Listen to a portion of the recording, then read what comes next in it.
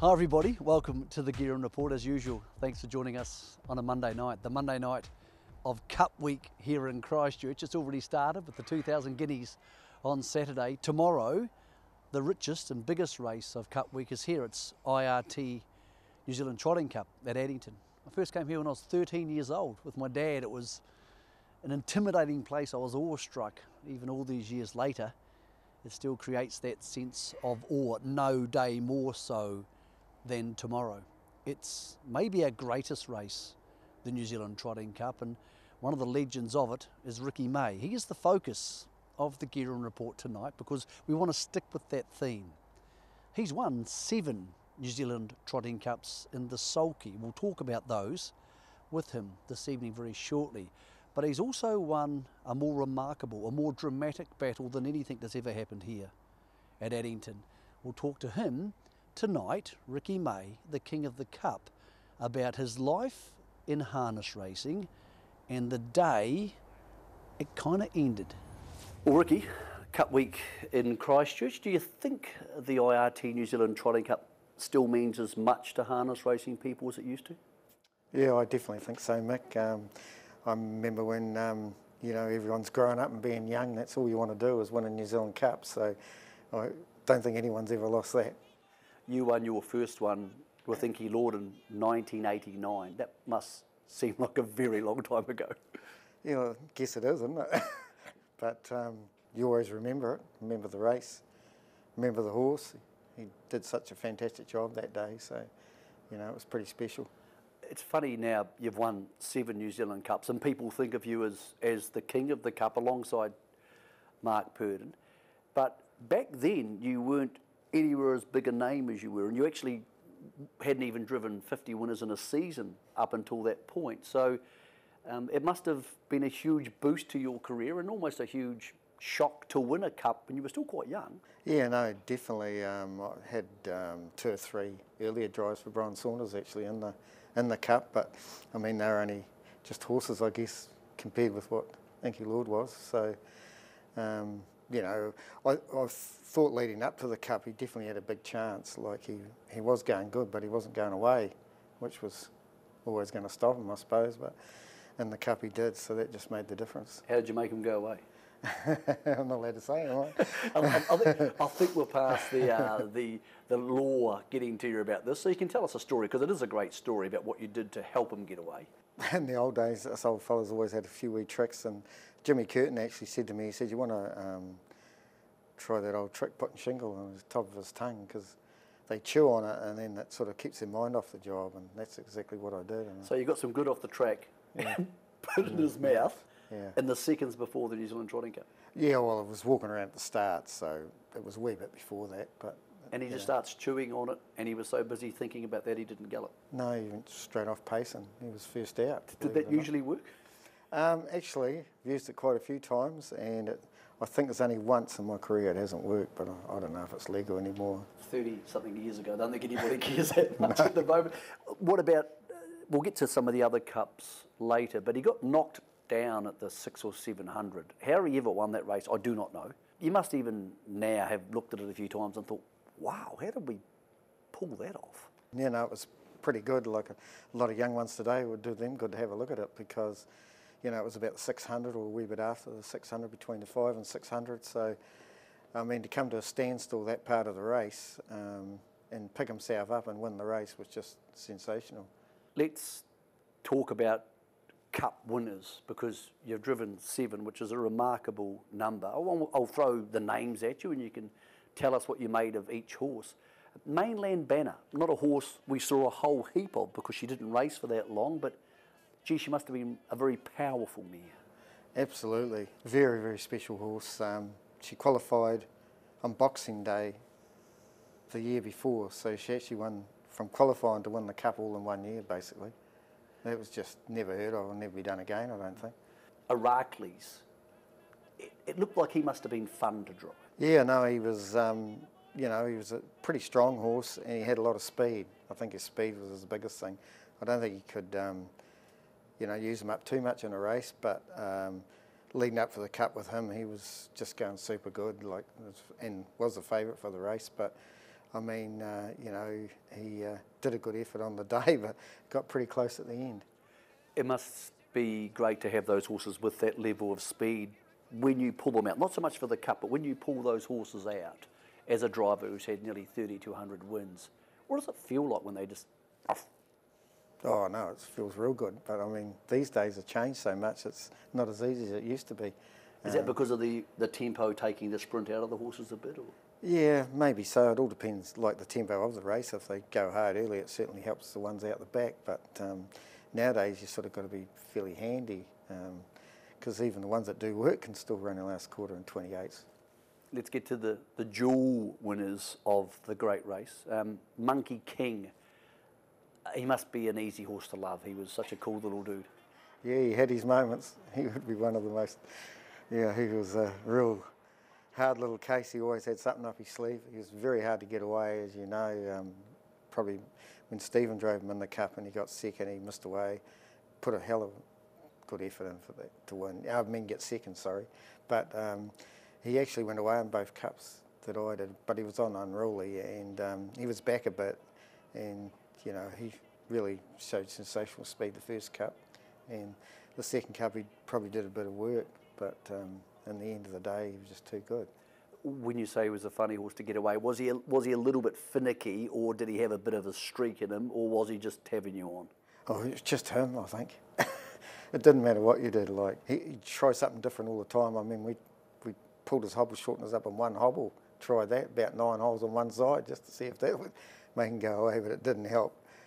You know, he just had to get him right on the day, really. You won 2 Cups on Terror to Love, but he wasn't your horse to start with. He was Jimmy Curtin's horse. How did you end up replacing Jimmy? Well, he had his own horse getting ready for the Cup. He was going through the grades pretty good, and you know, unfortunately for him, he broke down just before the Cup, and you know, I started driving him, and I did say to Terry McDonald, you know, to give Jimmy the drive back, because he was the one that made him, to be fair, as a 2- and 3-year-old. He looked after him, and that's why he was so good later on in life. But yeah, I was just pretty fortunate there. What was he like? Because he looked a big, upstanding, and he's a stallion, of course, upstanding type of horse. A horse like him must have a lot of power. Yeah, like he was a superstar, really. Look what he did. He was a phenomenal horse, really. He usually began pretty good. I know he missed away in 1 Cup, but he was really a good beginner most of the time. And I think that first Cup I won with him, I've never in my life felt a horse that was travelling so good before I pulled him out, and he just went swish. You won his 3rd Cup, so he won 3 Cups, you won 2 of them. That must have been a special thing to be part of, because only 2 other horses had won 3 Cups, so you were part of history along with Jimmy, and he was owned by a great bloke. It must have been a very satisfying moment to get a 3rd Cup with the horse. Yeah, definitely. He was a special horse. He was a sort of a rapid pacer to drive, but I don't know where he got all his energy from. He was, you know, as it proved, he went so good in New Zealand, probably not so good in Australia. I don't know why. He probably should have, but he had a few foot issues, and when he started with an angle, the track was really hard, and whether that put him off Aussie racing, I don't know. But he was a great stayer, especially over 2 mile. That's a remarkable Cup record, 7 Cups. Is there one that for any reason meant more, or that touches you a bit more than some of the others? Oh, I guess I always say my first one, because really, if you looked at the video footage, to lose so much ground and how much he made up from the quarter peg to win that race, and it was my first Cup win, so you can't take anything away from that. When you arrive here to a track you've been to so many times, on Cup morning, and you have your gear bag and you've got the collar and tie on it, and you know it's a big day, does it feel different? Is it different for you? Because you look very relaxed type of person. But does it feel different Cup day? Oh, I think it definitely does. Yeah. In what way? Well, it's a wee bit nerve-wracking if you're driving a favourite in the Cup, I guess, because you don't want to make a mistake. If you've given the horse every opportunity and it stops, well, that's all well and good, you've done your part, but you don't want to be the one that makes a mistake. But you never look nervous when you drive horses. You obviously sit in the sulky very well, and you seem very mid-Canterbury and very relaxed about things. So what do nerves feel like for you? Is it like before footy, you get those butterflies in your stomach, or does your brain start going, or what are nerves, how do they manifest? I wouldn't say that, but leading up to the race, I guess you are. You're thinking about it all the time, you know. But once you get out on the track, it all goes. What's it like it there on Cup Day? Because it's so different. There's so many people here, and there's such hubbub and energy. What's it like when you're having a spin around before the Cup? Yeah, well, like you said, there's that many people. The horses are always that wee bit more hyped up as well. That goes for the whole day. So they're always a wee bit more on the toe as well. But once you're on the track, don't have any problems. But yeah, there's a few nerves leading up to a big race like that. One of the great New Zealand Cup horses who beat you in a New Zealand Cup is Christian Cullen. You didn't drive him in a Cup, but you drove him quite a bit early in his career. What was it like sitting behind him? Because I can imagine that must have been an amazing sensation. I drove him quite a bit as a 2-year-old, and he won the Sire States final here. That was a really, really good effort to win that race, because I ended up parked all the way, and he won quite easy. But he had a great motor, but I sort of had to pick between Heracles and Christian Cullen, both going to the Miracle Mile, and sort of they were both going super good, but one was younger than the other, so I had to stick to Heracles, yeah. You seem to adapt your style, I don't know, 12 or 15 years ago to get into the modern groove, which was not being scared to press forward, not being scared to be aggressive. Was that something you consciously did? Yeah, I probably had to change, as it turned out. I mean, Tony was pretty patient as well. In fact, he was so good in Australia, I reckon. The New Zealand horses he drove in Australia, he was pretty patient. But yeah, we sort of had to change with the times, I guess. You know, the horses have changed a lot, and found out you just couldn't do that anymore because they're going too hard. I thought that was around about that era when Ken Barron was training a lot of winners and they were running really hard, and you now see it from everybody. You see it from John Dunn and even Blair, that front of the field driving, because they're not coming back to you as much. Is that where that adaptation started? Oh, I think definitely, you know, if you've got a good enough horse gate speed and get the front, it certainly must be easier on, unless you get attacked too much. But, I mean, it's pretty hard, lesser runs, you know, to come from too far back, really. If you look now at most of the racing, the horses come off the fence, don't they? Your dad trained and drove a bit. Dad's 92 now and still going strong. When did you realise that you had a future doing this? Because I think lots of people sit in the sulky. And I reckon when I see drivers, I can say, I reckon this guy or girl's got it. I reckon they sit the right way. When did you realise that I'm actually pretty good at this? Oh, I wouldn't say I was a natural or anything, to be fair. I mean, I had my first drive when I was just about 19. Like, it was pretty touch and go for a start, and we used to work. My grandfather, when I left school and worked at home, he was still training, and then Dad and him went in partnership, and we got up to quite a few horses. But I remember I said to Dad, I don't know if this is me, you know, and he said, well, if you don't want to do it, get out, you know. He said, you're either going to drive or you're not going to be in the game. He sort of put the pressure on. So why did you think it may not be you? Well, I don't know. I really enjoyed the farm work and that, and I just don't know what I wanted to do at that stage, you know. I had a sort of a year or a couple of years at home, but it did take a wee bit, to be fair. Raises a really good question, because you grew up in a vintage era of New Zealand driving. Tony Hurley, Maurice McKendry, who I think you played rugby at the same club at Methven. Yeah, Maurice was better than me. Obviously Anthony Buck came on the scene, Colin and Mike, there's just too many to name on the show. Apologies to anybody who missed out. Who do you think's the best driver you've seen then? Oh, I really started off, like you said, the toughest era. That's why junior drivers, like, you're lucky to get a junior driver. There's that many, you know. It took a few years, really, you know, to sort of... So you've been all over Australasia. Who's the best then? Who's the best you've seen, if I gave you one? Oh, I just thought Tony was outstanding in Australia. Like, he drove different to everyone else. You know, that was the hardest place. And, of course, he was good everywhere, wasn't he? But he was right into it.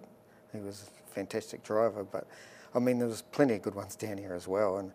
And probably some people know and some people don't, but I was really drove against Mike DeFilippi a lot, and I really inspired on his driving. I just thought he was patient as well as aggressive. And I think the word's cunning. He was a cunning driver. I don't know what it was, but I met Mike when I was 14 years old and I was starstruck. It was like I was met a rock star. He was that level. Yeah.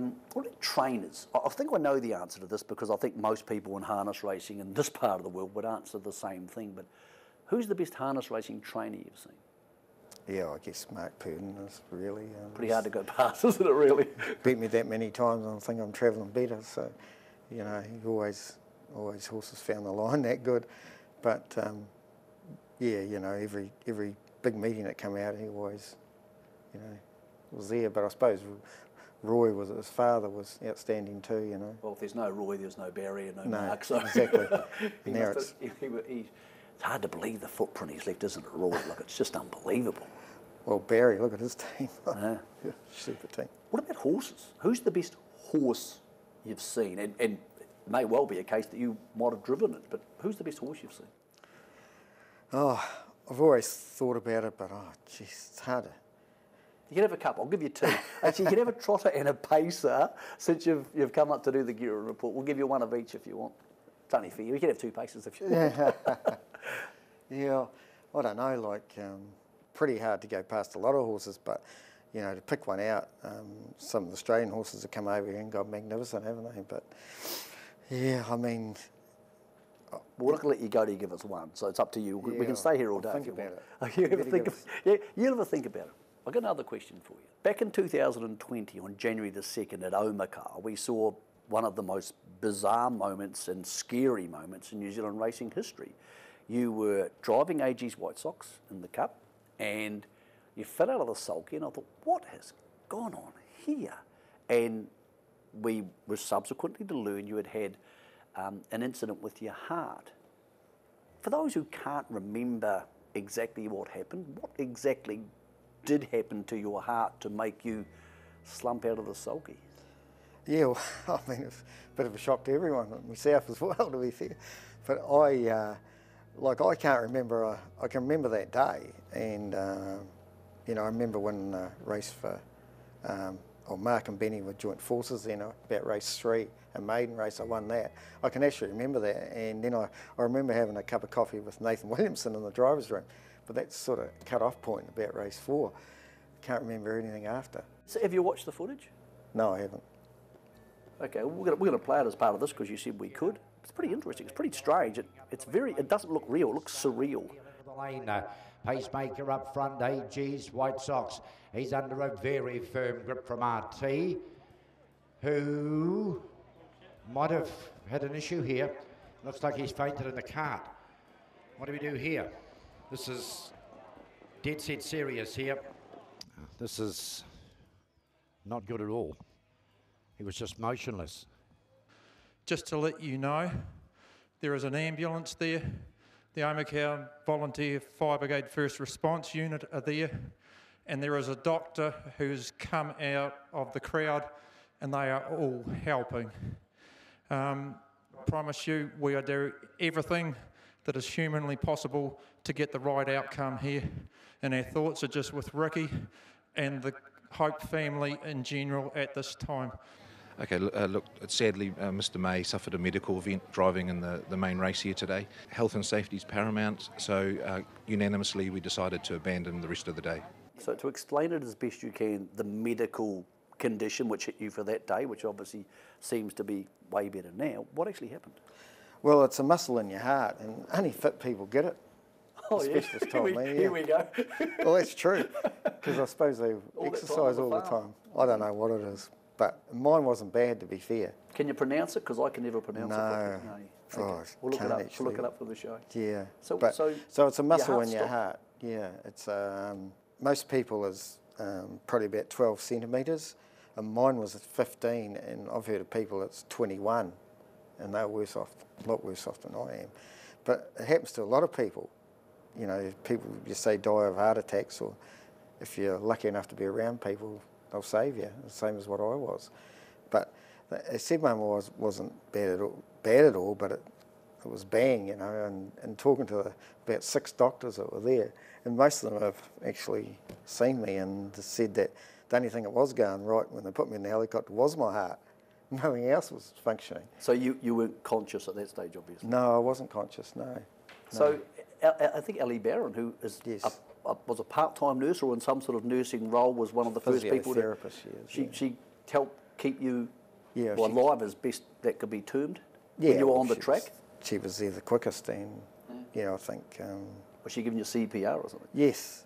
Yeah, well, Lawrence McCormick and her, I think, both do CPR, so I think they were the first two there, and obviously it was her that sort of got me going, broke a fair few ribs, but I mean, when I got to, I mean, I only heard all this after, but when I got to Dunedin Hospital, they scanned me, put me through a full scan, and they couldn't find one thing wrong with me. My whole body was perfect.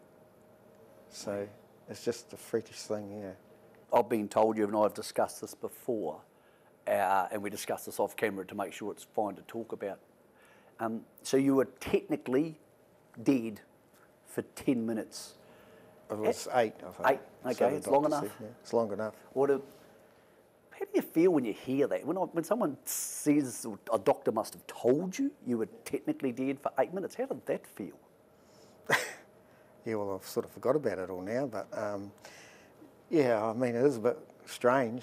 A lot of people ask some strange questions about it, but I don't, like I said, I absolutely know nothing, and obviously kept me asleep for a few days after as well, because yeah, I think the first thing I remember seeing, I think it was Kate, my daughter, and Judy, and my sisters in the room. That's How long after the incident was that? about 3 days, I think. 3 days? Yeah, well, they must have kept me in a coma, so. But I mean, I was as good as gold when I woke up, and I didn't even know where I was or nothing. So where am I? I told plenty of people in racing I was going to interview you about this, and they all want to know exactly the same thing. I'm sure you've heard it before. Did you see God when you were Yeah, dead? no, I haven't. And someone wants to know, did you see Elvis? So have you got any updates for us? Well, I haven't at all. Don't know a thing. It's a shame. It's a lot being knocked out.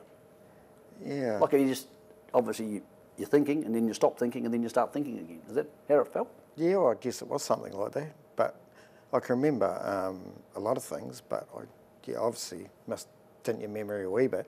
I think if you die more than, like, over 10 seconds or more, they're worried about your brain damage, so, yeah. How is the noggin? It seems to be functioning pretty good. Yeah, I don't have any problems. I think I'm driving pretty good, so I hope it's all right. Hope so for your sake. Yeah.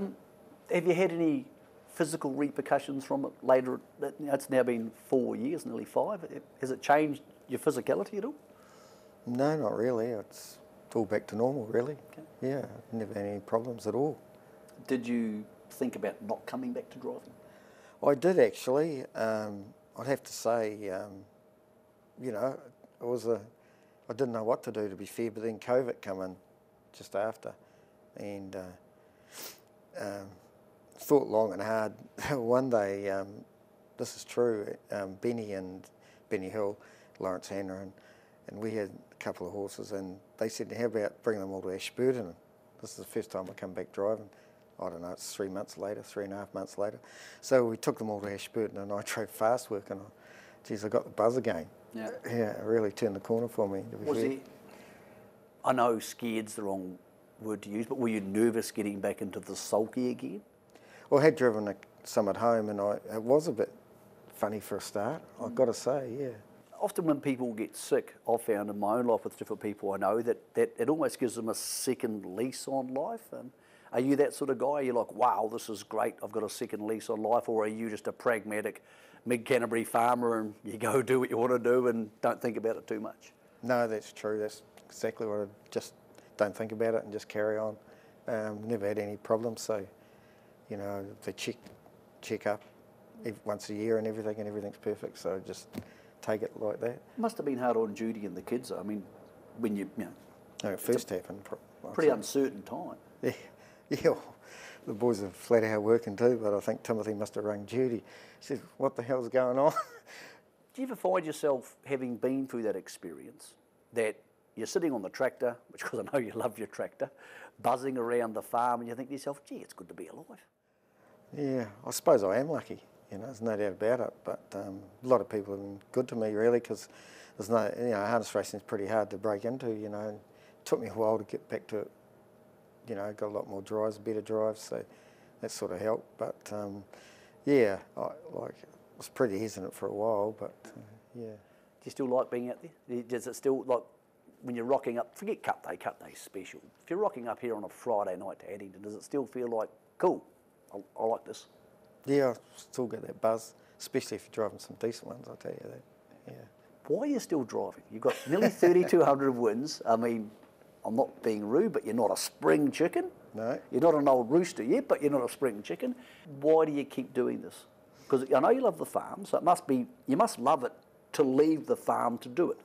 Yeah, well, it's sort of an outlet, the farm, as well. It gives you something else to think about. But, yeah, I mean, at this stage, I don't know how much longer, but at this stage... You said that to me last year. Did I? Oh, probably said it to everyone.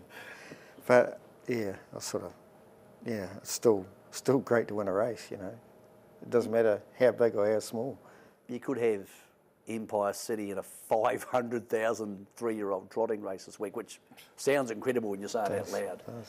That's pretty exciting. It's pretty exciting to have that almost taken away from you and then to have that just round the corner.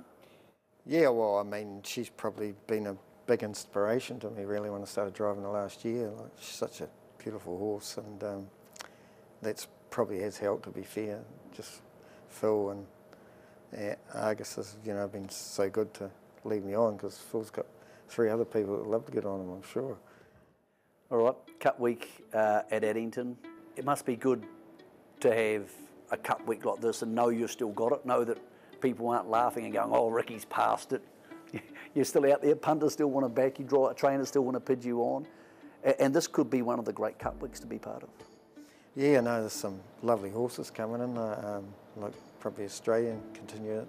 And Barry's team are pretty hot, aren't they? So it's not going to be easy, but at least we are part of it, all right. And, you know, have got some chances if they get the right runs, I guess. That's the biggest thing. Thank you, mate. That was Thanks. excellent.